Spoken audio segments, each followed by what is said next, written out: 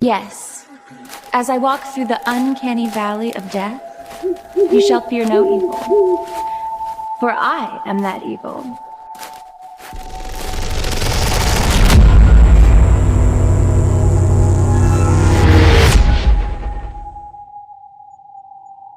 Hello, welcome to the Uncanny Valley. Today we're talking about Predator Badlands, released in 2025, the first Predator movie with a Predator as the main character. Charlie, what did you think about Predator Badlands? Okay, alright, no. Before we get into this, Chris, you have been avoiding all marketing, I believe, for this movie, yeah? Yeah, pretty much. So going into this, what did you know about it? I knew that it had a Predator as the main character and that it took place on an alien planet. I knew that there was Elle Fanning played a half android. It was hard to avoid all the marketing for this. So you had no idea of age rating, tone, what we're going on here with? No, not really. I saw one article about an interview with the director saying that it was PG-13. So I did know that, but the headline of it was just, it's not on Earth. So there's hypothetically no human blood in the movie, and that didn't really surprise me. So I didn't think too much of that at the time. Okay, well, for the first Predator movie with a main character that is a Yautja, that's an action comedy produced by Disney, and in the UK is rated a 12A. That means children of any ages can watch it. I think it's a banger. I think this is Dan Trachtenberg's best Predator. Really? Interesting. This you can't not like another movie. Come on here, Chris. You can't not like I enjoyed it, but I didn't come out thinking it was a banger like that. No, I was kind of annoyed by the tone, that it had so much of a comedic tone to it. You don't like the tone. I understand why people are like, but it really only is Elle Fanning's character and a little bit of the little blue guy Bud. It goes pretty raw at moments. Frustrated me. Mostly, but I think they explain it away, and I think she becomes endearing as we go on. For the most part. So you agree she gets better as we go on? I do, but it's also just because she becomes more plot relevant. For the first bit of time that she's accompanying Deck, it feels like her dialogue is there to fill space that Deck won't fill because he's not a talkative person. Later in the movie, it feels like she's filling a role more effectively. So, not going in, knowing tone, how did you feel with the starter lightsaber fight? I started out really liking it, but it went on too long for me. It wasn't easy enough to track what was happening. You weren't mesmerised by I've just sat down and watched a lightsaber fight in a Predator film? It's like the fight at the end of Revenge of the Sith. It's exactly like that. Like Yoda's. It's so cool. I got a remake coming home. Only you don't have an OAP. Edit this out. What are you editing out? No, just that you might hear people in the background. I'm just letting you know. Welcome. This is on TV editing. Oh no. No. Edit me talking about this at least. I've confirmed that much. I'll put an abrasive, really loud house party in the back of everything you say. It'll just drown you out occasionally. At one point there'll be domestic violence, and then about 20 minutes later you'll hear the police upstairs. Yeah, perfect. I'll create like a whole lore going on with you. But we're going too far off. Lightsaber fight. I liked it for the most part. It went on maybe 20 seconds too long for me, but I liked it. Are you timing the fights in the movie? You're right in there with the stopwatch. Alright, I'm speculating. I'm giving you a rough number. Because it just felt slightly too long. You're making me think of that. Have you seen the David Lynch meme? Him screaming, what does it matter how fucking long a scene is? Jesus Christ. No, I haven't. That's good. I love that, man. I like recontextualizing it in a moment, knowing that they're actually in a fight to the death without one of them knowing it. But in a fight to the death, did I miss something? Well, I thought it was more like Deck, the protagonist. I assume they've been put on this part of the planet as a spar for his brother to kill him, but I never saw it as they were actually in any way actually going to hurt each other. I just saw it more as almost like a training, like he's testing Deck's potential. When their dad shows up, he says it's not done yet, meaning that he has already asked, I don't remember the brother's name, but the larger predator to kill his brother. And We get a domestic predator situation. Did that Sure. not give you anything? Were you not If at that's least how you want to put it. intrigued? What? How else would you put it? We've got Domestic an predator situation. emotionally It just sounds absent bad. dad. How does it sound? But it's good. Fucking Darth Vader coming out of his TIE fighter.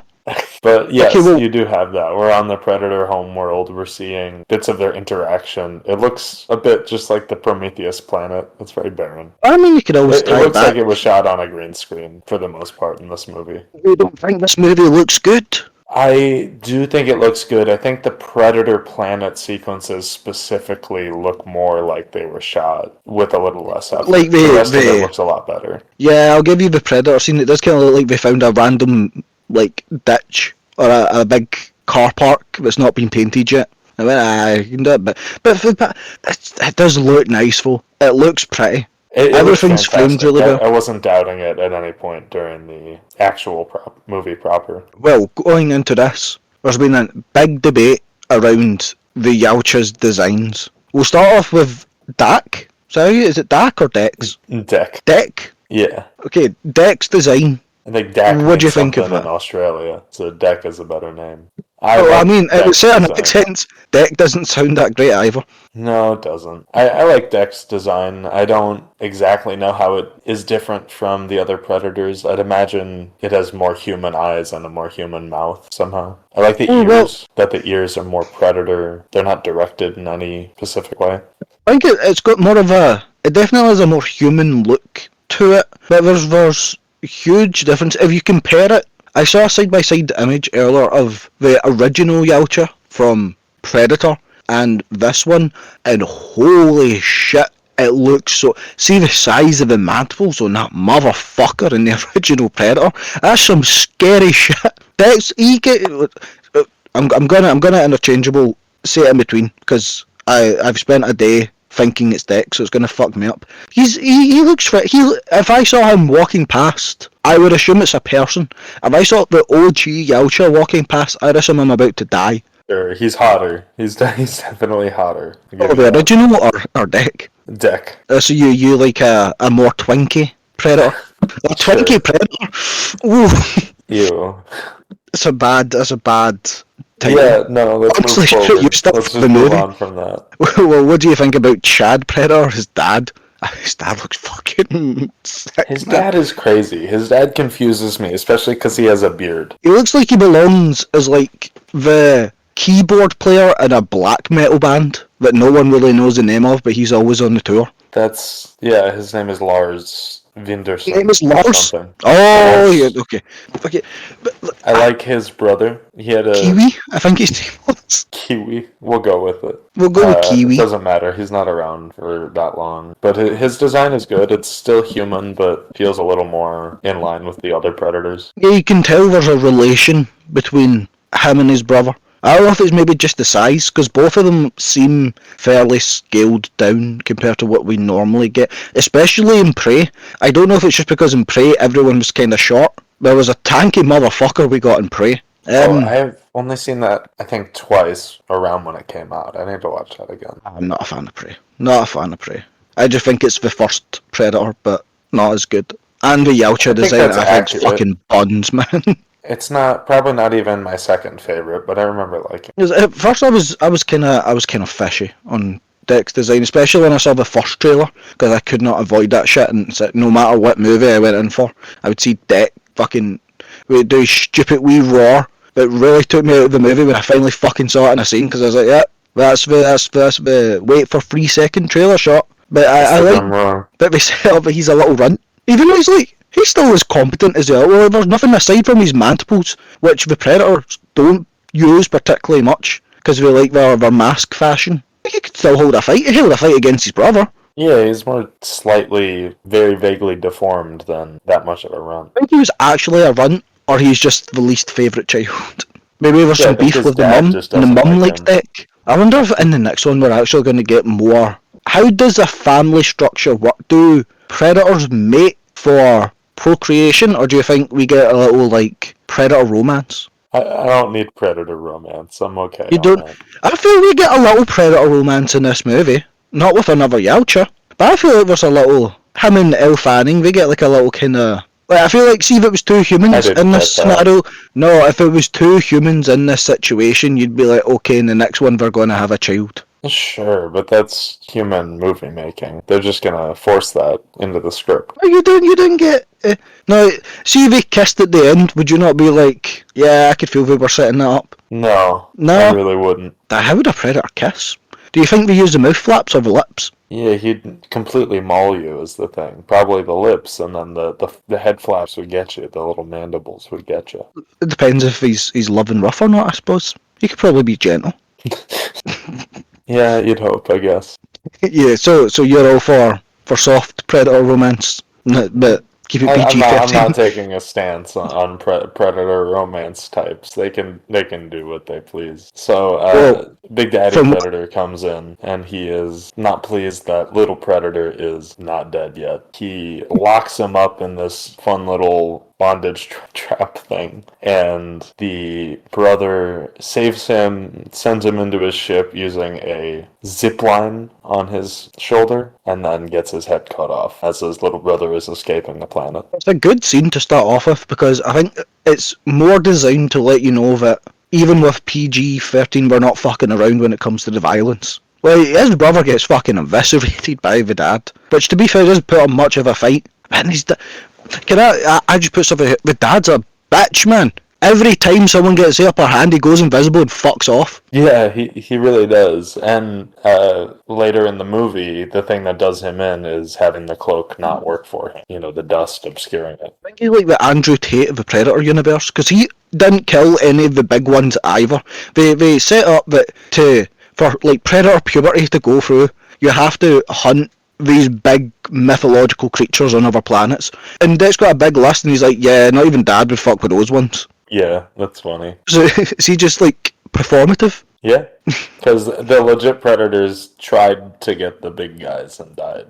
Does it make you more masculine if you try to hunt them and then get eviscerated? Yes, to the Predators in their culture, I think it's supposed to, at least, get the Anyway. Kalisk. Dad's done with brother. I suppose he seemed to like Big Kiwi, but I'd imagine the weakness in feeling remorse for family is probably not acceptable in this toxically masculine world that the Predators live in. So he's done and dusted. Little brother goes away to check me on this. Genna? Is that what we're going for? I believe so. To hunt the Kalisk, which Yeah. at first I thought was basilisk, and I was like, oh shit, we're going to get a cool big snake. I thought That was it- cool in yeah. execution.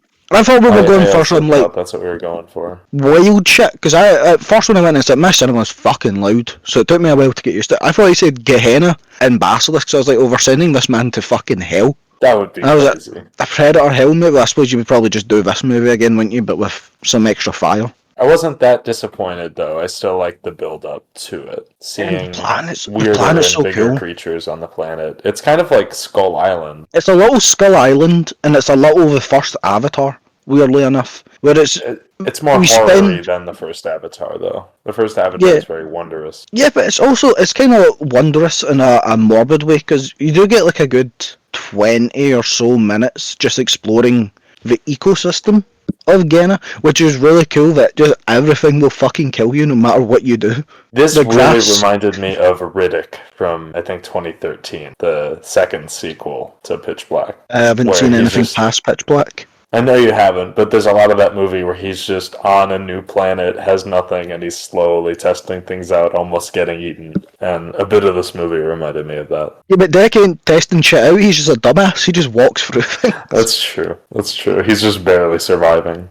It's supposed to be like it's a coming of age puberty Predator movie where he's supposed to show to his dad that yes, he is actually a man regardless of what, but he is really a dumbass, and without Elle Fanning he would be dead. I think part of it is he notices things. He noticed the cliff face didn't have any of what was attacking him and decided to run for it instead of keep fighting them and die. There's a Noticing couple doesn't moments mean where he shit. makes decisions. Yeah, but if you notice something and then still walk into it, that's natural selection at that point. See, if I see a man in the corner of the street wielding a knife walking back and forth. I can notice that man fine. If I still walk in his path and get stabbed, I'm still an idiot. That's a wild analogy. I'm not arguing that he's more capable than he is. He sees a plant inflating with spikes and then goes, best bet, I'm just going to leg it. He doesn't walk around him, he just goes, yeah, fuck it, and bolts it. Yeah, I thought he might be able to crawl up it, shouting, which he kind of does. Yeah, but he even has this random blonde woman he's never met before going, hey, don't do that. They'll paralyse and kill you. Move away from them. Doesn't listen. I saw it more as a commentary on their culture than anything about this specific Yautja. You think the Yautjas are a sexist group? Not that he's sexist, and not even that he's stubbornly refusing the advice, but maybe that he's not even trusting it. He doesn't really believe that somebody would be helping him because he doesn't understand that. He doesn't understand the inflation fetish plants that are attacking him either. At least one's trying to be friendly about it. He's really good at dodging these. Is he now? Because that's a chick he took like 3 to the face and collapsed. He dodges quite a few after they've gone off, which, in a way that seems like they should be able to get him. Oh, that's bullshit luck on his part. He just tucked his tail and bolted it. Okay, so we get Elle Fanning, the part that I'd imagine this is where you were like, oh, fuck, no. I didn't hate her to start with. I liked that there was some sort of presence in the movie, and it was interesting to me that we are basing this whole thing on non-human characters and trying to humanize them and create empathy for them. I think it goes a little too far. I'll talk more about that. She didn't annoy me too much until the campfire sequence. Well, I like the campfire sequence. Well, we'll get to it. I like one of them more than the other. One of them has a joke that hurt me a little inside, and I had the man next to me in the cinema go, oh my god. The second it heard. Oh no. Oh, okay, so, elephant. What is it he's running from in here? It's an elephant? No, the little bony elephant's later, isn't it? What's attacking him in this area? They hunt the bone elephant together. What's attacking him? Is it he gets attacked initially by the trees, and then he runs up the side of the cliff. I need to mention the most garish title card I've ever seen, where we've already seen the 20th Century Studios logo, and then Predator Badlands has a 20th Century Studios film and presented by 20th Century Studios on the same card. Horrible. It's bad, but see if they weren't there, that Rise Up, it would have been on par with Evil Dead Rise's title sequence. Yeah, I agree. It was frustrating because of that. It's the bird creature that attacks him while he's falling through the atmosphere. That's what's trying to eat him in this field. He's told that the needles paralyze him so that it can just feast on him. She has the antidote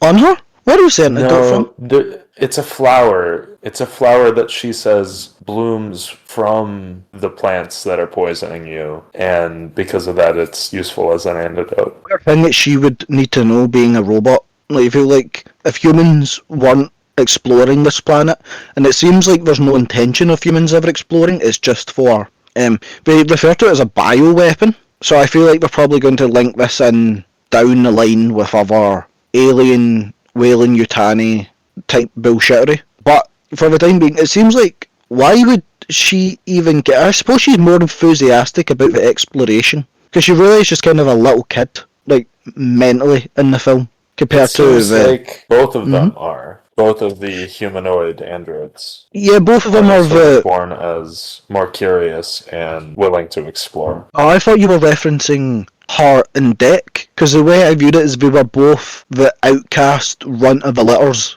that people would be happy to just leave behind or let die. And that's how... Fia and Tessa. Fia and Tessa? Yeah, the Elle Fannings. I would do... Because I don't feel like Tessa's asshole Fia. I don't feel like she really gives a fuck about exploration. I think she's just there to do a job. It seems like she did until they got attacked by the Callisk, because as she's confronting Thea, she says something like, you didn't save me. The sentiment is, you left me to die. So it sounds like they had more similar mentalities before they got caught by the Callisk. My reading of her character was more... It was almost like a toxic relationship that she was gaslighting herself into. It was a good thing. Like, Tessa was there purely for the job, and Fia doesn't really have anyone else like her, so she gravitated towards Fia. But I suppose you see Tessa later wonder where Fia is. But like past that, it seems she doesn't give a fuck. So maybe you're right. Maybe I'm just looking too deep into it. Maybe I'm putting some personal things into this here. Could be. Yeah, that's how I read it, and it seemed like she was starting to care, but at some point, you're right that it seems like there was a switch in the movie. You know, she cares about Thea's location, and they don't draw a connection to why she would have cared about that for only her own gain. We're reunited with our two now. Got Elle Fanning and Deck doesn't. He's like you. He's heard the Disney jokes come out her mouth. He's like, I can't be fucked with this anymore. The way that the film sets up why he needs her, I think, is really good because it harks back to a lot of Predator. Well, Yautja, they don't really like using tools that much unless it's like they use it to benefit themselves in a scenario where they would need to have more information or at least be able to get a basis of the land. So her saying, hey, I know shit, I'm a robot, so I'm basically a tool, just take me with you and then you're more likely to survive. I think it's fun because then you set up him hating the fucking guts out of her for the next 20-30 minutes of the movie. She just yaps absolute shit behind him. And it's funny when he tells her to talk the other way. He ties her up on his back and says, talk that way now. You ever find Elle Fanning in the woods and tie her up and take her with you? I don't want to do this. You can't keep saying you don't want to do this whenever I try a bit. I don't like the bits you're trying to do. You're gonna ask me about finding Elle Fanning's legs in the woods next. No, but if you were working in a military campsite and Elle Fanning's legs walked past you, crazy situation that the staff there are just like, yes, it's a normal everyday thing. It's funny that they all, immediately go to shoot them. They don't act confused or anything to start with. So, well, now we've got two of a ragtag crew. We're exploring more. What do you think of Bud? Because I feel like Bud is going to have, people are going to be split on Bud. Mostly annoyed by Bud. You don't like little Bud? No, too much cute. There doesn't need to be a cute plush toy type creature in Predator. But Bud's a baby, so he's with people that are protecting him, so he's like, I'm going to copy what you're doing. It makes sense. He's just a cute little guy. Why'd you have to hate him? If it makes sense. Don't you don't like him lighting a little stick on fire? No, it's useless. You don't need it in a Predator movie. It's not. It doesn't have any place. It's a Disney thing. It feels like something Disney added. But it's Dan Trachtenberg, and he's made 2 other Predator movies under Disney that didn't have this bullshit. So you sure it wasn't just him going, I want a little blue baby? No, because I feel like this is the one that Disney would have the most creative control over, and they're putting the most money into, and as a result of putting more money into the budget, they want to recoup that, which involves advertising and social media pushes, which get helped by plushes and cute toys. What was the budget for this movie? Let's find out. No. From what you watched in the cinema, what do you think the budget roughly was? What do I think the budget roughly was? About 85 million. It was 105. Okay. Which for this amount of CG, that's pretty fucking good. Yeah, it's not surprising that it's Disney figuring that out, but it is. It's Disney, but if someone at Marvel went, I'm going to make a movie with this much CGI and it's going to be about 2 hours long and almost none of it is practical, you're talking like 400 million, maybe 500 million. It was insane to me when I saw the budget of this shit. What's the budget of Quantumania? Something nuts. Oh no, mate, I think it's about 325, maybe. And that looks like dog shit. Absurd. Look it up for me. Whilst we're hearing me as well. Do you know? Okay, the film came out Friday. It is now Sunday, going on to Monday. Have you seen the box office for this? No, I saw that it made 40 million in the States, maybe, but I haven't looked at the full returns yet. Oh, James Gunn, Superman, another 12A film featuring a blue baby. It made about, it was 50, was it? 50 million worldwide weekend. This motherfucker made 80 million. 80 insane money. 2 days it made 80 million. Well, yeah, they're never making another R-rated Predator movie, right? Might not even be that. The last 2 didn't go to cinema. Maybe Dan Trachtenberg, we're just going to give him more. I hope they just give him more money to do whatever the fuck he wants. Because you know this motherfucker wants to do an AVP movie. You know. He absolutely does. He keeps talking about his secret idea that he has. And, well, he had 2 ideas. One's already out. Did you hear that one? Was that idea just to have Prey be a secret Predator movie? No, it was... When he was coming up with the script for Badlands, he was like, okay, I need a script that lets people root for the Predator whilst keeping who the Predator is intact. And the original plan was World War II Nazi hunting, which would have been fucking awesome. Pretty great, yeah.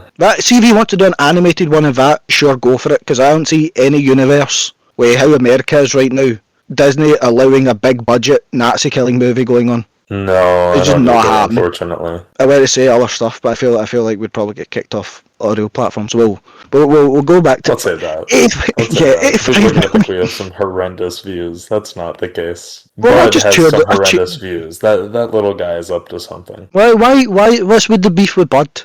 He saves Dick.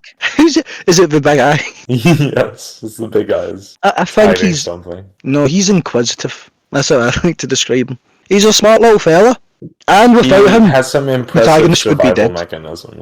That's true. The protagonist needs some help from a few people to get through this one, which is good, but it also made me feel less like I was watching a Predator. Yeah, I like it though. I like it. We're getting because the 2 franchises that are basically just one franchise at this point. Everyone's like, oh, that's the sci-fi horrors. You get your Predator and Alien, and what are both of them? Both of them are an unstoppable alien that's designed for killing and only killing, and no matter what you do, you can't get away from them.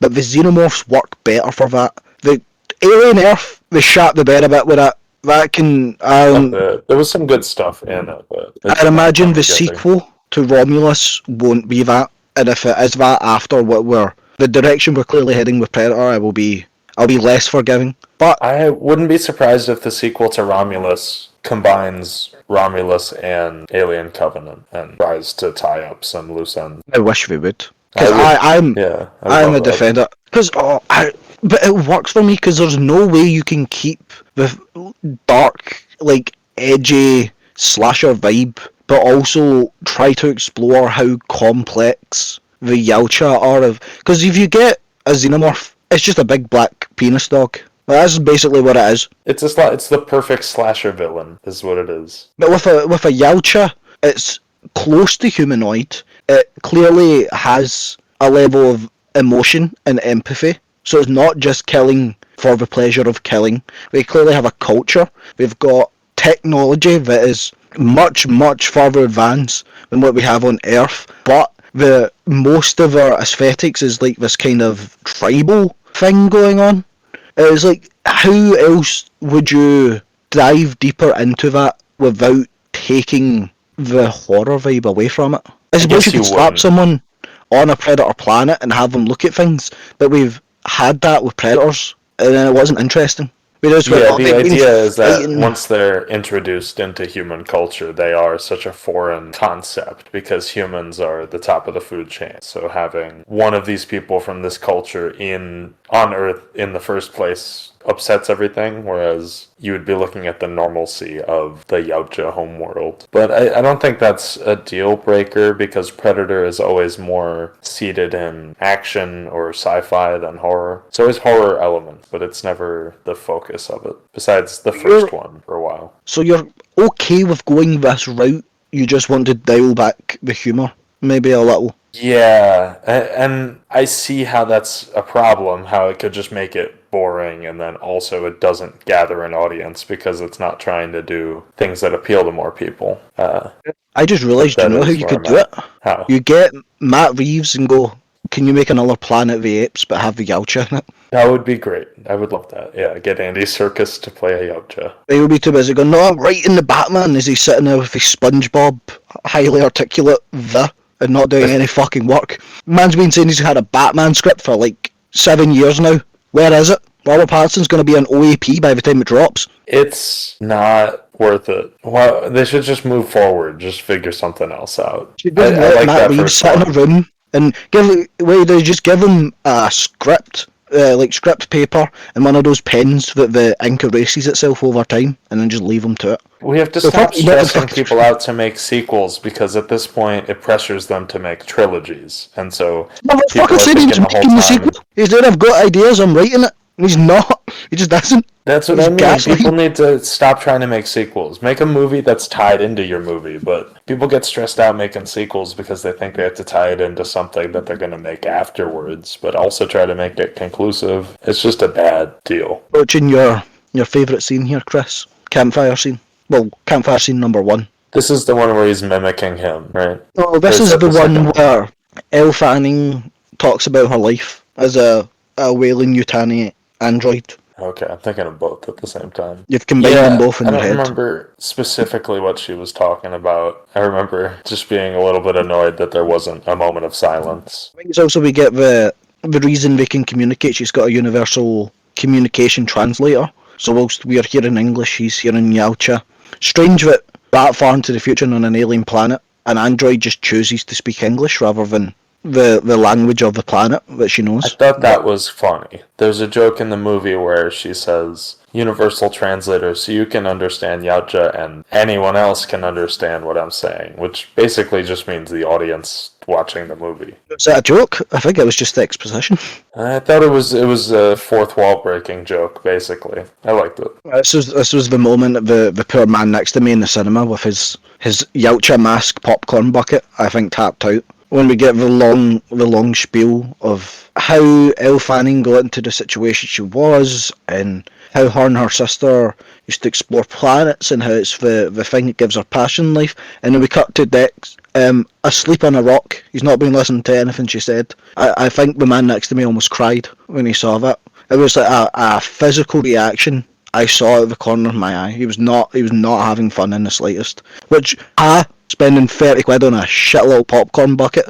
It looked I can only describe it as like a sex toy head. It did not look like a Predator mask whatsoever. This dumbass spent 30 quid on it. What do you need a popcorn bucket with a mouth for? Don't get that.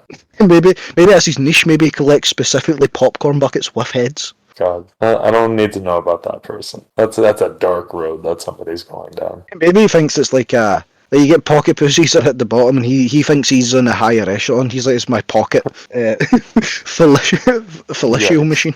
Yeah, my Look pocket at it. gotcha. It's got dreadlocks that you can grab. Yeah, good for grabbing. We did miss the bisected buffalo as we met Bud. Okay, you're going to need to walk me through the gore in this, because as much as I enjoyed it, I forgot most of it. I was more focused on trying to remember plot points. Is this the spine rip? I remember liking the spine rip, and everyone's talking about how good the spine rip was, and I cannot remember where the spine rip was in the movie. We'll find it together. Oh, so you're just as lost as I am exploring. Yeah, we have no notes. We have no notes on this one. We have good memories of specific moments, but nothing specific going on. I've seen it 2 days ago. You've seen it how many hours ago? This isn't a spine rip. It's good though. This is a hunt, and I saw it about 7 hours ago at this point. This is a hunt, and we get interrupted by Bud, who shows off some very special armor that he uses to get through the razor grass on this planet. And Deck ends up killing this buffalo that has razor blades on its head, basically, by cutting it down the middle with his vibro blade and pulling the base of his spine out of each side that has fallen off and holding them up. Yeah, so like that's a spine probably the grab. spine rip. Yeah. But I don't get why it's not like that's the classic one they do, where it comes through the back. Yeah, I don't get why that's seen as the iconic Predator move. Because for me as a kid, the thing I always latched onto was the flaying. I feel like that's like holding someone's skull is a lot more generic than essentially a flay lynch. Yeah, I agree. I feel like they could have latched onto that imagery more from the first one. Oh, a flayed android, just seeing the robo wires dangling. Oh, you could have done some sick imagery with that. Dan, hire me. I won't write anything, but I'll be the ideas guy. Don't hire Chris. He'll be shouting at you not to include the blue baby. He'll be having a meltdown in the car. He'll be saying your scene's 20 seconds too long, Dan. Get it cut. I'll make it better. I'll make everything better. Yeah, what would you if you when you're a new member of the pack, who are you replacing Blue Baby with? I don't think I would want to replace the blue baby with anyone. I want to build up Elle Fanning and Thea and Deck a little bit more and have them. But you're wanting a Maybe I Predator guess they wouldn't romance. communicate as much, but spend time together and build up the relationship so that you are wondering if Thea's going to betray him or what's going to happen with them. They have sort of the built-in suspense in, to Michael Fassbender's and Alien Covenant and what happens with that. So I feel like you're naturally going to be wondering if they're going to switch out at some point. So you're not wanting Predator romance, but you're wanting the two Michael Fassbenders, you blow, I'll do the fingering scene. Yeah, just lots of tension is what I want. But you know how insane Tumblr would be if at a moment in this movie Elle Fanning held up a flute to the Yautja and the Yautja said, you blow, I'll do the fingering. Oh man, they would have probably they crashed would the be scene. on fire. Yeah. I guarantee we're already on fire. The Predator's kind of hot. This is like the most you can compare a Predator to just a very built twink man. Yeah, definitely. He has sort of a wide stance for a twink. I assume that's the outfit, though. Are you an expert on the documentation of twink body shapes? Don't cancel me for trying to contextualize twinks too much. It's not cancelling. And what universe you can like a twink? You're not getting cancelled for that. No, I'm not saying I like anything. This is you need to admit it's a contextual twink because his dad stance was a lot bigger. That's his dad true. had like a bear stance going on. Contextually, predator twink. Yeah, definitely. Yautja's got body hair. You think they shave that shit to be more aerodynamic? That's what I was wondering about because the dad has beard hair. Oh right, he has beard hair. I forgot about that. He has his little old What does mango that teeth. mean? Yeah, what does that mean for all of them? Because he's went for predator puberty. His son hasn't yet. But no predators really have beard hair, right? Not his brother either. Well, has he done puberty yet? Or is He has a whole spaceship. The spaceship calls him by his brother's name, Quay. But on his... Oh, I suppose he has a Xeno skull, doesn't he? I'd imagine you probably got to be pretty high up in the ranks to get a Xeno skull. Yeah. It's a fucking exactly. T-Rex skull. Oh, no, so it can't be his skull. It's, Unless we're setting up that dinosaurs are aliens in this universe. I don't know about that. That would be something. That's a weird way to go. No, you could do it. You could do, like, say, the planet that the dinosaurs live on isn't the best for sport hunting. So the Yautja collect them, drop them off on Earth because they're like, fuck it, there's nothing here, it's just some woods, it'll be fun. Something happens, they forget about them. There you go, sorted. Inadvertently create billions of years of life. Yeah, you And can then do they that. I hunt think it them. would work. No, yeah, I like that. There you go. See, Dan, get me in the writer's room. We'll set up a Predator versus dinosaur movie. That would be fun, only if it was an accident, though. If it was like a plan to make Earth their best hunting preserve, it would be stupid. But maybe that's why they kill humans, because they're like, you fucking took our good land. We were having fun here. I like that. These weird little monkey men have shown up. Wait, do you think in Predator 1, to get through Predator puberty, he was tasked with killing Arnold Schwarzenegger? We saw his filmography and they're like, this man's, he's one not to be fucked. Have you seen how many guns? Specifically? Sure. Yeah, we saw his movies and they're like, oh shit, have you seen how many people he's killed? He got lost on the way through the multiverse and he wound up in the movie Predator accidentally. Oh, Yautja and Predator 1's like, oh fuck. I pulled the short end of the straw with this fucker. Damn, I know I die in this. Have you seen Terminator? You're gonna fucking eviscerate me. Where do we wind up after the campfire scene?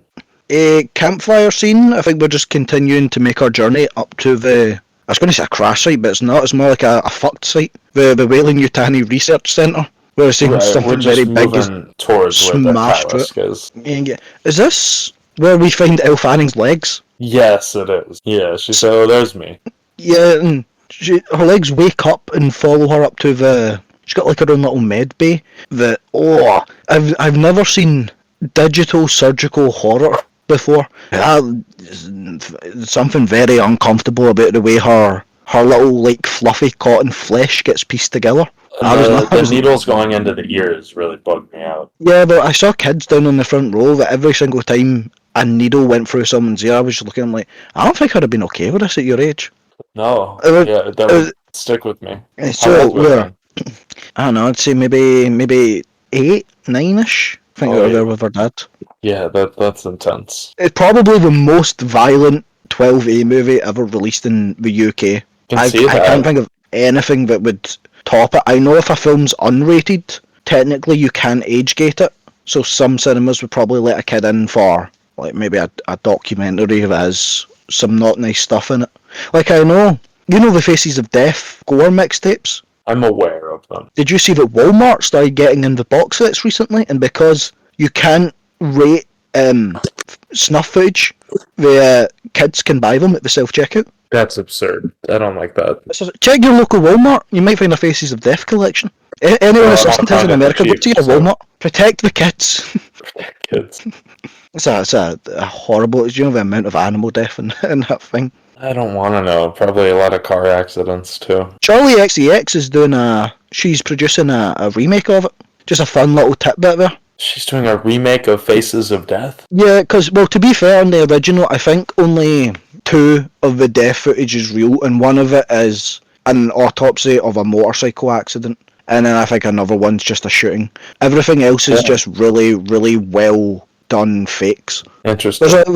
There's a whole interview on YouTube of the director going through it, and he'll tell you everything. It's a very interesting watch. He even talks about how he does the special effects, like how they dyed dogs red and then just had them very horny. So when they were trying to mount each other, it looked like they were fighting, and then just spliced that together. Okay, well, I guess you do what The you magic gotta. of movies. Yeah.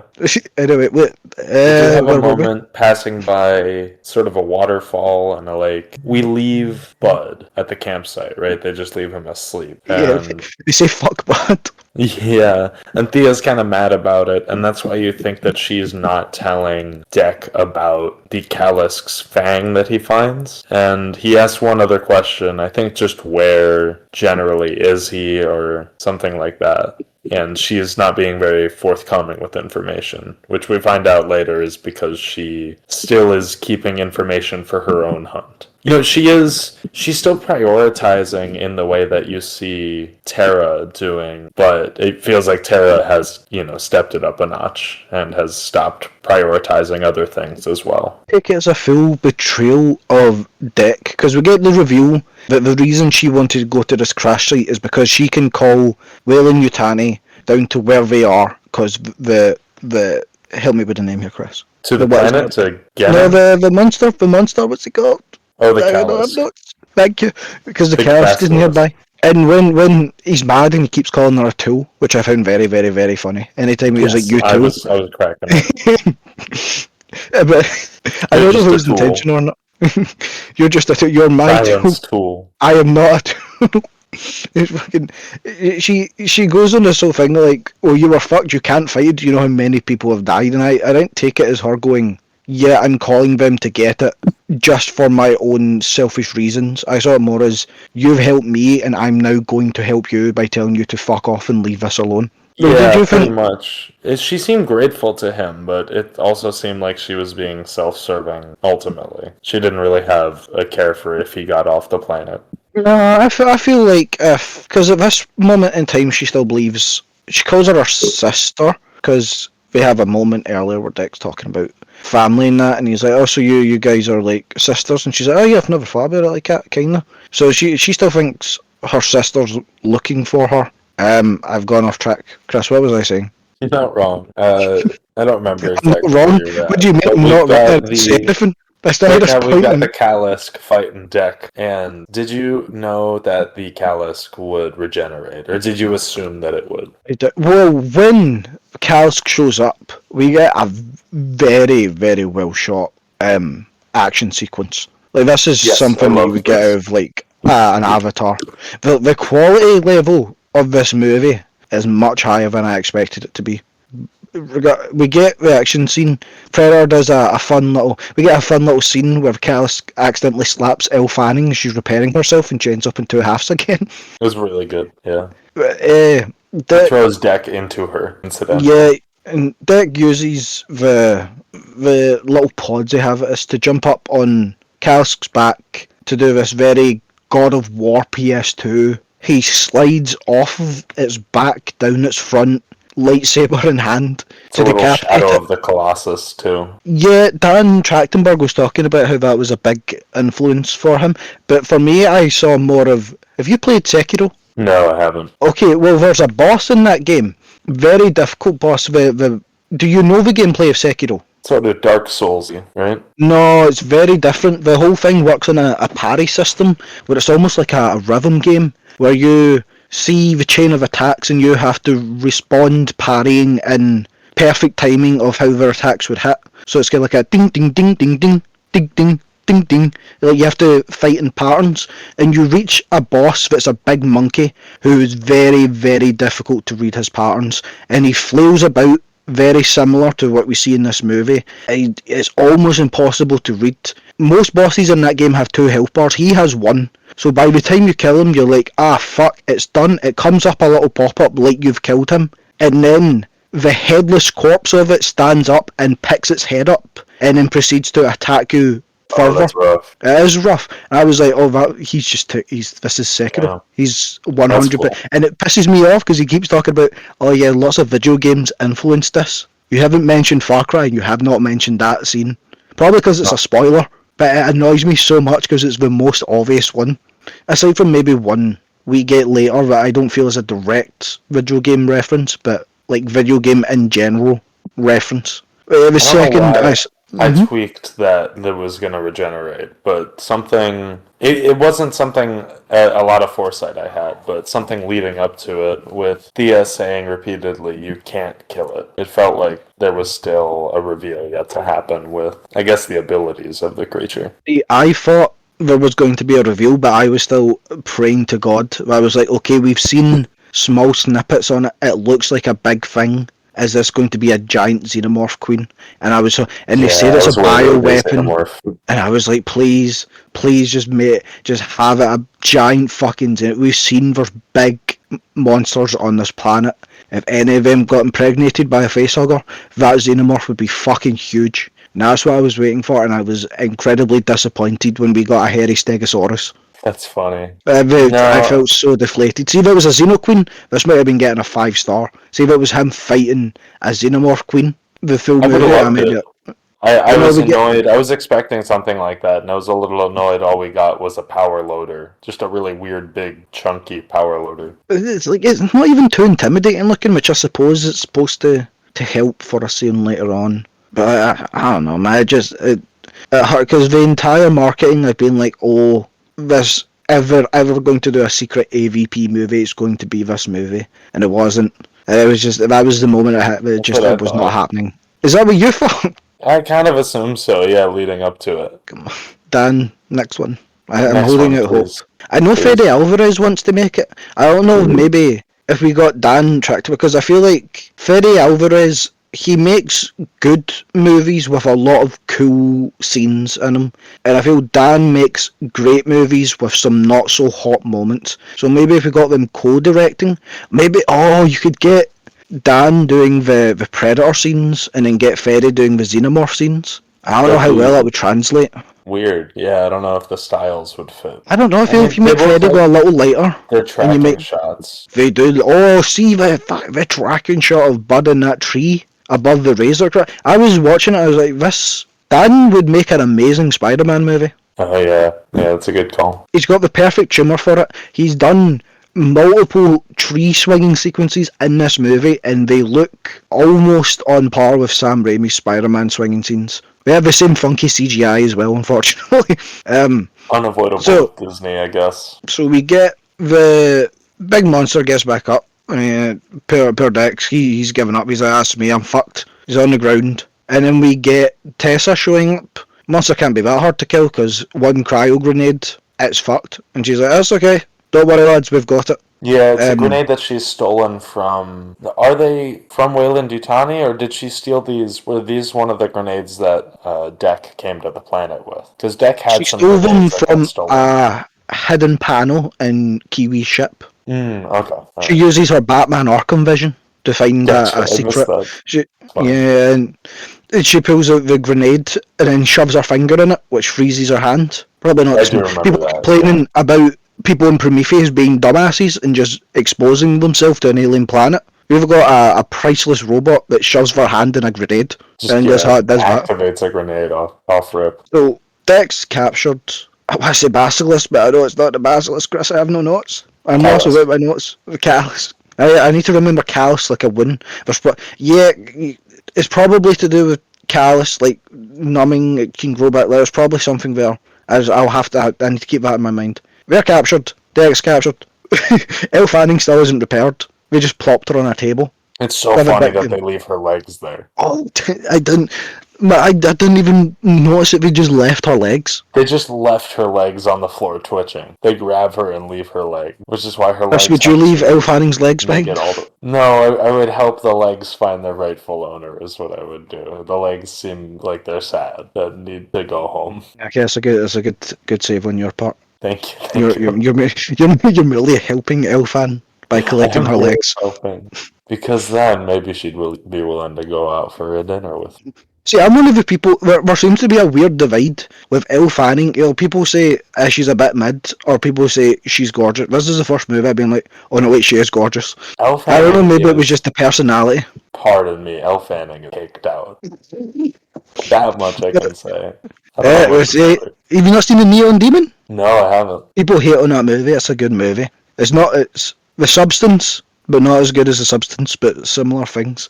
I like every one thing you know about her is that, yeah, she's got a fat ass, by the way. I'm only collecting her legs to help her. But guys, she does have a fat They ass. focus on just her legs and ass in this movie a lot. That's not my fault. She's half a person. What else are we supposed to focus on? Exactly. If you tracked her feet through a scene, we'd be like, oh, Quentin Tarantino was producing this one. Well, then I'd have some other complaints, I guess. No, they do a good job with those shots. I think it looks convincing. Yeah, shots. There's only one scene that I didn't like with just the legs, where it's a little bit later. Let's get to it because we're in captivity. We have some dialogue with Tessa, between Tessa, Deck, and Thea. Is there anything we want to touch on there? It's just sort of back and forth and validating that Tessa felt left behind and felt scarred by that and was bitter. This is why. But this scene specifically is what she wants to help. Go ahead. Fueled my theory on that it was more of a toxic relationship between the two. Like she was almost, it was like a workplace abusive relationship, but she was just trying to see the good in it. Because even in this scene, Tessa shows next to no emotion for her. She's just like, oh yeah, we got you back. So what the fuck were you doing with this guy? You think this is a cycle more than the end of something? Yeah, I think, like, obviously she's not young because she's a robot, but I saw it as her youthful demeanour was probably more of a malfunction in her system, because they state this is a new version of Android that is designed to feel emotion and empathy to help them better understand creatures on alien planets, which I don't, that's okay, sure Dan, we'll go with that. But it definitely seems like she's a lot more empathetic than Tessa, and she's also a lot more almost immature about what they're doing, because they're on a planet, Genna, that is known as the Death Planet, and she's just like, yippee, I can look at the new flowers here, isn't this waterfall pretty? For an android, you think she'd be more, what's the word, like, not even analytical, more, help me out here Chris, not professional, Chris, help me here. Not totally latching on to more astute. For her it's fantastical, which is something you don't necessarily see in robots, unless like you're watching like a kids movie and it's supposed to be this emotional thing. For me, I thought it was more of, she, like Deck being the runt, she is a glitch in that she shouldn't have been made the way she is. You get where I'm coming from? Yeah, I do, and sort of feeling resentment for being a bit different. And both of them have family members that don't particularly care if they live or die or not. You got that wheel thing. Only Deck had a nice brother at least. I think Tessa's just a bit shy. Not Tessa. Chris, help me. Chris, I'm no notes. Tara? Tara's Tessa. fucked when it comes to fit. You're right. No, Tessa's the bad one. Fia's the good one. What are you reaching for right now? I'm just saying Fia had no nice family. At least Deck had his boy Kiwi backing him up. Yeah, Quid. Yeah, no, Quay is his Kiwi, name. it's Kiwi. Just fucking, we'll call him Kiwi. Let's just go with Kiwi, alright. We're in a movie where the Kiwi friendly was about alien. to murder him, is the thing at the start. No, but Yeah, he also it's only confronted- allows himself to be murdered so he can save him. Yeah, but there is a moment where he cuts. Remember, Deck sort of just catches himself on the edge of a rock, and he says, I won't concede, and Kiwi says, good, and then cuts the rock off and lets him fall into a pit. I think he is hoping that his brother just dies there. I think he knew he'd be okay. I think he knew it wasn't for sure. He didn't want to just stab him, but he was hoping it would just solve itself. I think you're wrong here, Chris. I think he knew he'd be okay. I agree with you. This is a full first disagreement, but it's not whether or not the movie's shit or not. Yeah, no, I think he couldn't decide. I think later on he decided he didn't want to do that, but he was still, I feel like, trying to kill him up to that point. Elle Fanning, good. Okay, inside of you were two Elle Fannings. Good Elle Fanning. If only. Just move on. What are you saying? You're the one that's trying to stop me doing bits that make you seem bad. And now you're talking about some caked up shoes. Okay, good Elle. Good lord. Good Elle Fanning lets Deck go by chucking his ass out of a moving vehicle, which almost inadvertently kills him. And then we get fuck it. This is the one where I was like, this motherfucker, he likes his video games, don't he? We get the Rook level 1 to Mafia boss level 100, where we see our half-naked Yautja start upgrading his equipment. We get a little montage of him collecting the paralysing flowers. We get him creating a new mask out of tree bark. This is great. Draping this himself. Me of Riddick also. Yeah, he gets like his fucking sick pimp coat when it comes to he's using the fur of animals he's killed. There's little leech maggots in a lake that he feeds, and they become his new little turret gun. Yeah, they have acid breath, right? Yeah, I think no, they've got like a spit. I think. Okay. It's very similar to Xenomorph, but it's oddly similar to a Xenomorph. Chris, she has new look. Did you say that he gathers the maggots that explode? Oh yeah, there's little exploding maggots. That's the one I was like, eh. And he gathers the big spiky guys. I cannot tell you enough how much I love this look for the Predator. It's so cool, and it angers me because he looks like that for like 5 minutes and then sees Elle Fanning and then goes, oh wait, it's me, in case you didn't realise. Yeah, and you need to see my face, even though I'm not a Hollywood actor. It humanizes him. I think that's really the objective, is just to fully humanize the Predator. Oh, but in this scene, he is the Predator. He's not level 0 Yautja. He's level 100 boss Predator. It's not even. I think the mask goes when there's a good moment where Elle Fanning comes out with a shoulder gun and tries to shoot at him, and we get a little acid spitting bug doing a Secret Service member dive for the bullet to save the Predator's life. Do you think he thought it was food? maybe thought it was food.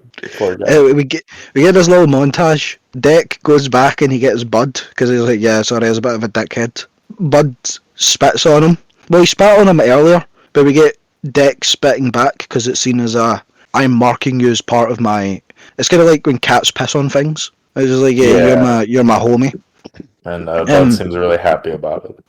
He was getting spat on by him. He likes his Twinkie Predators. Really, he literally rubs it in and then smiles. He's a happy fella. He's probably chuffed that someone came back for him. Yeah. The poor cunt's been sleeping by that campfire for about 3 days. It's so sad. Anyway, he's got his homeboys. He's got his little slug guys. He's got Bud. We're pulling on an assault to. It kind of looks like Grand Admiral Thrawn's witch base from Ahsoka. This giant military complex that we've somehow just dropped, and this is the best part of the movie by far. I like this. This reminded me of imagery of maybe a Roman legion on the move, and the sort of camps that they would set up. I was thinking it's very Assassin's Creed. It's incredibly Assassin's Creed, and it's making me want an Assassin's Creed like Ubisoft game. But with the Yautja, because they've done it with Avatar, and no one asked for an Avatar game, and it fucking crashed and burned, because of course it did. Who in their right mind wants a fucking Avatar game? But Predator, I would play the shit. We've had some Predator games. You want Metal Gear Solid Ground Zeroes, but with the Predator? No, because with Assassin's Creed style, you get the fucking the stupidity of some of the abilities. I wouldn't mind because you could do like a teleport and shit. You just have to have him like go invisible for a second. Okay. All the that's stuff that true. people complain about. So you can do your smoke bombs. He literally has a blade gauntlet. He gets a new skin in this movie. He gets multiple new skins in this movie, actually. You could probably edit a Yautja into Arkham Asylum pretty easily. If you want bases to take over in the open world, you just slap down some Wayland Yutani bases. He's made a Predator Assassin's Creed movie, essentially. Yeah, that sounds fun. Oh, updated design. The tooth is his blade gauntlets. Some nice work. Everything about this design, Chris. I wasn't following what you were saying at first, but yeah, I like a lot of the stuff he's doing. I think he loses his blade gauntlet at the start of the movie when his brother is getting killed, because he tries to open the door with it. Yeah, well, he kind of loses everything at the very beginning, which is dumb, because if he just looked around his brother's ship, he'd be pretty equipped. It's funny. Yeah, also that, because other people find stuff in the ship. But as soon as he started setting stuff out on the rock and doing a little cool montage, I knew he was losing half of that stuff immediately. They're not going to give him all of that to work with. He collects Elle Fanning's legs. He goes back for them. So he can't be leaving that behind. Would you collect Elle Fanning's legs? Lead the fifth. Yeah, alright.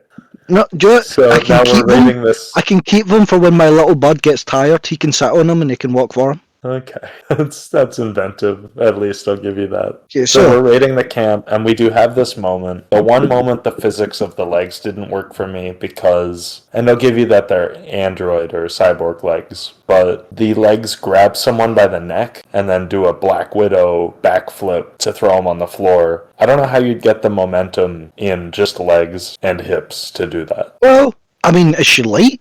Like, how heavy is... Because we're thousands of years past, I think, Alien at this point. No, how you're right. light... The android might just be very heavy. It might just have a weird weight to it. Or it's just got some really good motors and it's super fucking light. True. It'd be so strange. Imagine you find Elle Fanning, you pick her up, she's like a feather. Yeah, if I pick her up... No, because he gets bitches about how heavy she is, does he not? Does he have a comment? It makes sense, because she wouldn't be able to pounce like she does otherwise. Yeah, and you get the scene... that one flying creature. No, because you get the scene at the campfire where she's like, yeah, I just really need to find my sister. And he goes, and your legs. And he's like, my what? He's like, yeah, you need to find your legs. And later on, she finds the legs, and he says, walking will be easier for me. Oh yeah, because she's like, it's like walking me. She's like, oh, that's nice, thanks. And he's like, oh yeah, for me. Yeah, it's a Bane moment from The Dark Knight Rises. Maybe it's those assets that you were talking about earlier. Alright. Anyway, okay, so but see, the thing is, you don't like this scene. I thought it was probably my favourite kill of the raid. Which second, the leg scene. Oh yeah, no, I liked it. It's that one moment didn't work for me, just as maybe the one time that the legs didn't feel like they could have actually been there for me. But the rest of it, I still really enjoyed. I like that the legs are moving their way through everything, and they're sort of barely making it through, and then she has to deactivate them at some point so that they don't get just shot to ribbons. She flip kicks someone, and her high heel goes into his head, and then she stomps down. She crushes a couple of heads pretty good. It's so crunchy. That, or the poor guard that didn't have anything to do with it, that got a little bit of acid on his shirt and just melted into goo. That guy, that was rough, because he didn't understand what was happening. He didn't even have time, he just kind of looked at him and went, oh shit, he was gone. Yeah. Probably had the least stressful night out of everyone else there. That's true. Just loses processing power. So, our gang's reunited. Dex lets out... Chris, help me here. It's not going to stop. You're just going to need to... Anytime I stop, I forget the monster's name. Yeah, Callus. Lets it out. We have just figured out that our little blue bud is the baby of the Callus. So they're reunited. He just sort of looks at it and just figures that out, right? There's not a huge moment of noticing it do something he's seen the Callus do. No, it's when he goes back for Bud, he finds Bud upset in the footprint of it. Right. And he's like, oh, you're a baby. Okay. And he pieces that together. But so, they're on the move. No, he does, because he sends Thea and Bud to rescue Bud's mum, as he goes, okay, I'm going to finish my hunt, gonna go after Tessa. That backfires for him, because Tessa owns a fucking transformer that she's in. You got a Pacific She Rim almost mecha suit. really has this. Honestly, she almost gets the Kalisk also at some point. If it wasn't Kalisk and Deck at the same time, she'd be good. So we've hit audible moment of pain from the man sat next to me, scene 2. Fia is working her way through this facility with a disguise to make herself look like Tessa. And while she's trying to free the callus, a man comes up to her and he's like, "What are you doing here?" And she's like, "No, what are you doing here? I told you to go get the Yalcha." And he's like, "No, you didn't. You told me to come in here." And she's like, She goes, "Exactly, so what are you doing here?" He turns around and Bud has one of the Yutani whaling rain jackets on, and he's trying to follow after her, but he's trailing behind. The man next to me goes, "What do you want me to do about the creature?" Something like that. The man next to me, he was so unhappy.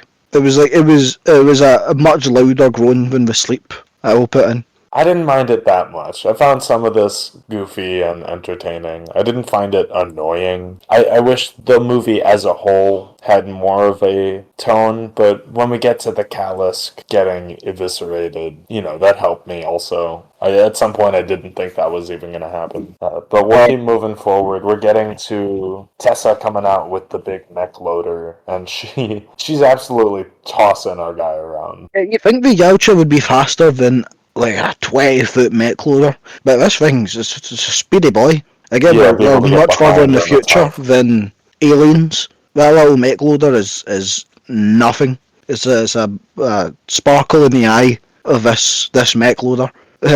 He's getting fucked up. Is 3 times the size of the one from Alien. To be fair, see if it didn't have the convertible windows, Dex would have had this, because he does get her at some point and stabs her a bunch. But that's true. She has to drop the windows down.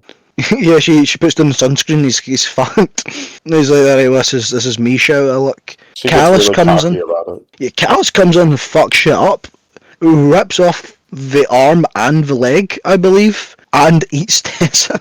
Well, she almost gets the Kalisk. She has a big, log jam arm saw that she shoves in the middle of it and is able to lift it up in the air. Okay, this is the obligatory gnarly. That's so painful looking. Good. Holy shit. Yeah, it's a really good effect. And then... Because it's split almost halfway up the middle, and it's repairing itself around the blade, and it just keeps ripping back open. Yeah, it's unsuccessfully repairing itself. It looks brutal. And it's good action sequence sort of scripting or planning on this part, because she opens up the visor again because she has another ice grenade ready to throw at it, because that's the only way to actually capture it. And Deck hits that into the arm shatters. I think he's also disabled. He's done something with the wires in the back. And so he starts ripping out He Ant-Man Thanos him. He climbs up him and just starts fucking shit up on him, being really annoying. Tessa gets scranned by Callus. We have our very nice, maybe the real Predator Badlands was the friends we made along the way. We're all about to do a wee dance and high five. Callus fucking implodes. You see the poor baby just like, huh? He sees his mum. Her flying past him. Yikes. Oh, it's a horrible scene. The children in front of me must have been thrown. Tessa looks like Nebula. Yeah, it's very Gamora Nebula. It's a very Guardians of the Galaxy movie in general. Yeah, because it's just Baby Groot. True. Oh fuck! How does this fight even go? I was too traumatized by poor Bud watching his mum blow up in front of him. Run me down this fight here. I'm trying to remember. No, honestly, I'm having trouble remembering how this actual action. I think Fia just fucking stabs her. Does she not? I think she's going on her big villain monologue. No, I think Deck kills her ultimately because he has to get the trophy, but then little guy eats her head just as a last bite moment. Just as a little fuck you. Yeah. All fairness, Bud doesn't seem to... It's not that important how it goes. It's a good sequence, but it's not as interesting as the other two that we've talked about in more detail. So this is where I thought we were going to end, because by this point I completely forgot about his goth rock dad, Big Andrew Tate, back on. I don't think it's Prime, the It would Yautja make home sense for planet. this to be some sort of colony planet because it's very sparse. Yeah, they seem like spin-offs. Even the ones that are with the father don't look like your typical Yautja. I don't know if maybe there's like, maybe because they're so spread out, they've evolved slightly by this point on different planets, so they all look a little different. But Dex shows up and he's like, "Hey Dad, I've sorted it." And your dad's like, "Okay." And he pulls out the skull of Tessa that still has the Wailing Yutani logo on it and throws it. He's clearly not too impressed with this. As would I if someone said they were going to go kill a gargantuan creature and return to me with a human skull. Yeah. At least a human-shaped skull. I did think about it though, and no, you don't want to keep the big head of the thing's mom in the ship where you're keeping the baby. That's bad form. Well, I mean, did it not like dissolve once it was blown apart anyway? I assumed it was just kind of frozen and preserved on a level. Probably wouldn't have believed them anyway. But regardless, the dad's like, fuck your shit, we're just gonna kill you. A lot of people say they believe there's a big time jump between the last scene on Genna and this ashen planet that was set up in the beginning I of the film. assumed there was because of how big the baby got. Yeah, because we get the dad sends guards out to kill him, and that doesn't last very long because my boy's been watching Donatello from the Ninja Turtles and has mastered the bow staff and fucks them both up at the same time. That's very cool. The dad yet again acts like a bitch. He goes, "Alright, I'll just go invisible so you can't fight me." Such a the whole thing about honour and like you should do this in a way that's proper, and then he just goes invisible every time. He pisses me off so much, man. Yeah, he's an idiot. And then he tries to save himself at the end by saying, well, no, I'll make you a Yautja if you don't kill me. Okay, so in the fight he uses the dust to see his dad, and his dad can't really fight for shit because he gets bested by his runt son that's fucked off for a few months on a holiday. When he says that he could make him a Yautja, does that mean that maybe the race isn't actually called Yautja and it's just like almost like a promotional level that they can reach in their society, and other people just assume that they're called Yautja because they hear them say Yautja? I didn't take it as that deep. I took it as more of a problematic gatekeeping. I can make you a man. Yes, exactly. Sort of, yeah. Yeah, Bud also eats him. manosphere. He's got a Republican family back at home. Exactly. Yeah, he's trying to get out of the cycles that he was in to impress his Republican dad. We see Bud. He's at least 10 times the size now. He munches the dad, and the rest of the Yautja like, alright, I guess we're not fucking with him. We'll just go back to their little mud huts. They all see something in the distance, which is a ship coming in, which I think this is a tie-in to Killer of Killers, right? You know, a lot of people say that. Not gonna lie, after I got partially into the second part of Killers of Killers, and I was like, I'm not enjoying this whatsoever, and then cut off from there. But educate me. What's the tie-in here?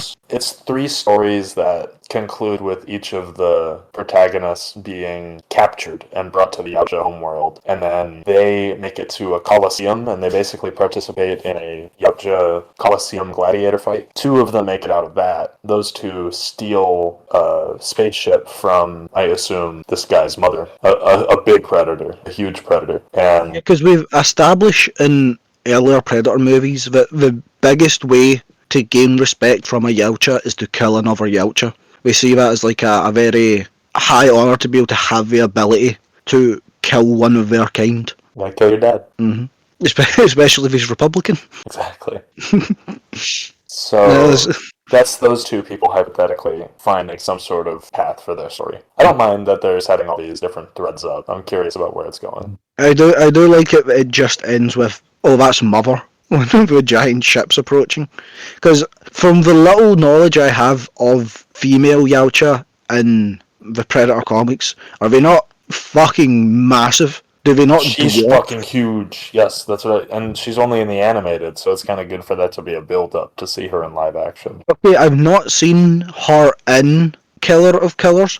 I have seen the Yautja at the beginning of Killer of Killers, and I have seen the Yautja that's in The Predator by Shane Black. How much bigger are we talking? I think similar to the one in The Predator. Probably, maybe a little taller and less stocky. I don't remember A lot of people specifically. going, "Oh shit, this is the flood coming in," because all the hardcore Predator fans already don't like that it's Disney, and now we're going, "Oh, you think a Predator's tough? What about a woman Predator?" Shut up. You know it's going to happen. Even my letterbox reviews, some mouth-breathing 40, jobless 40-year-olds are going to be very upset at this movie. Yeah, unfortunately. I guarantee, see if I look up Critical Drinker right now, there's going to be at least 3 videos on this topic. That's stupid, because people didn't even talk enough about how the last movie used autism in a really weird way. I think people talked about it. I don't think people were too happy about it when it came out. People talked about it, but it felt muted. It didn't feel like people knew that this Predator movie did something absolutely heinous.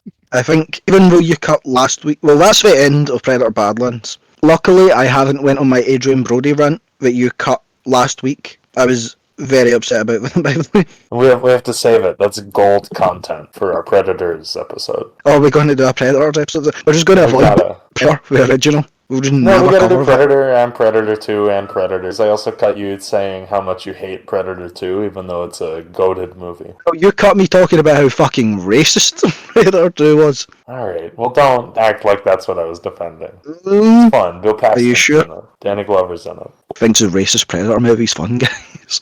That's not where I'm coming from. It's just a goofy movie. Do we have any final thoughts on Predator Badlands? I had a good time. I was a little disappointed by the conclusion being as hopeful and positive as it was, but it makes sense because of what they're trying to do with everything. Is it that hopeful? Because I read it as, oh, they're fucked now. Because it's but I'm just assuming that because I've seen Killer of Killers, and I think it's 2 humans with the ship. How would he even react to meeting 2 humans? Wait, does that mean the Yautja can time travel? Because it's from different historical periods. No, I think they just keep them on ice, because the Yautja have been around for a long time. So I think they just keep them frozen cryogenically or something like that. And then he has Elle Fanning to help translate whatever, because one of them is the Viking woman, so they're people from different cultures that have different languages. I never thought about cryosleep, but that makes so much sense, because it's fucking in the Alien movies. Which at this point, it's one franchise. Like, it's not the Alien or the Predator franchise, they're just... I don't even know what you'd call it at this point. Because you can't call it the AVP universe. That's nonsense. And you can't count AVP. You can't call it that either, because AVP and AVP2 aren't canon. Yeah, and it implies that they meet each other, which, with those not being canon, they never meet each other. They do, because they have their skulls. Right, they definitely in Predator do. 2, they have the hunting trophies and stuff like that. But it's, that's wish not we would keep accurate either. AVP1 canon.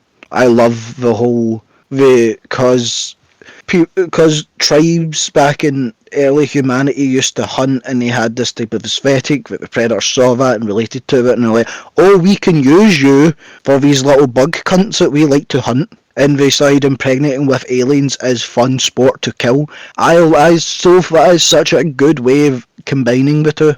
And then they go, actually, nah. Yeah, I want to see the story of the Predators, the Yautja, who first figured out how to do all of this stuff. The Kingsmen of Yautja. I want to see that movie. Oh, I'm trying to even think how you would set any of that up. Because it's over such a long space of time, you would probably just have to do a Killer of Killers again and have a bunch of small stories. I think so, but I don't mind that either. That feels like what they're doing with Badlands a little bit. They're doing this slightly smaller story to give us a few characters to put into the next story. I wouldn't call this a smaller story, but... It feels like it's smaller than whatever we're going to get next. It feels like it's trying to step up into something. I don't know what. Are you hoping for more of this, or are you wanting them to continue with the anthology sort of setup? It's a good question. I want to see at least one more. I want to see what they're doing with this conclusion and with everything kind of linking up. But besides that, I like the anthology. No, you're going to save that.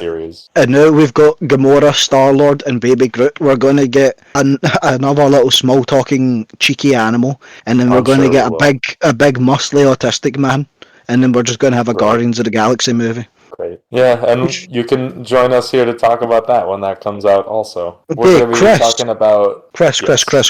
What's on your mind, Charlie? We're at the end. What are we watching next week? If you would give me one fucking second, I was just about to announce it. Thank you kindly. We're going to be talking about Take Shelter next week. We're going to be releasing on Tuesdays now. Thank you for bearing with us. This is a little bonus episode for you this week. So Next week if we we'll be on the new cycle. If we confirmed Tuesdays in.